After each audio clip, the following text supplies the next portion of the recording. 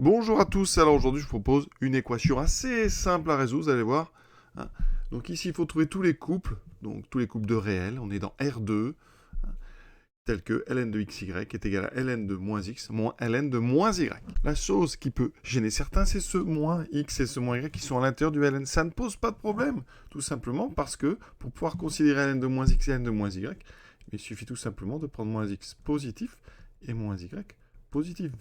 De même, de l'autre côté, pour considérer notre logarithme, il faudra que x fois y, le produit soit positif. Donc tout ça, ça nous donne quoi? Ça nous donne ici un x qui doit être négatif, un y négatif. Effectivement, mais quand x et y sont tous deux négatifs, le produit xy est positif. Donc nous, on va chercher un couple xy avec x et y qui sont tous deux négatifs. On cherche donc un x et y dans R moins étoile, c'est-à-dire des nombres strictement négatifs. Alors, deux méthodes de résolution. La première, je vous propose, c'est de transformer ln de x, y. Alors attention, en bleu ici, je rappelle la propriété, le logarithme d'un produit, c'est la somme des logarithmes. Mais ça ne marche que si les facteurs, ici dans ma propriété A et B, sont strictement positifs. Ici, x et y sont négatifs, donc on ne peut pas l'utiliser. Comme ça, il va falloir transformer un peu. Eh bien, on va rajouter moins x et moins y, ça fait bien x fois y. Et là, on a bien deux facteurs positifs. Donc ça fait bien ln de moins x plus ln de moins y. Et donc ça, on va incorporer ça à notre équation. Ça veut dire que mon équation, elle équivaut donc à ln de moins x plus ln de moins y égale ln de moins x moins ln de moins y.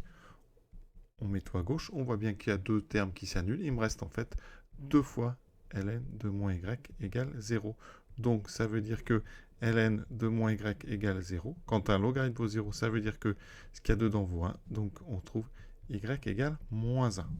Et donc les solutions, ce sont les couples qui s'écrivent x, ici moins 1, avec x strictement négatif.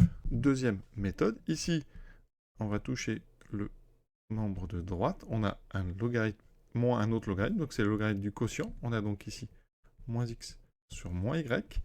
Conclusion, on a ici égalité de deux logarithmes, donc on passe à l'exponentielle, c'est-à-dire que x fois y est égal donc, alors ici les deux moins se simplifient, x fois y est égal à x sur y. Y ici étant non nul, on fait un produit en croix, on obtient ceci. On met x étant non nul, on peut simplifier par x, il me reste y carré égale 1. Et comme y est négatif, d'accord, ça veut dire qu'y égale moins 1. Tout ça, évidemment, parce que là, j'ai simplifié par x qui est non nul. D'ailleurs, il est strictement négatif. Ici, je fais un produit en croix avec un y non nul.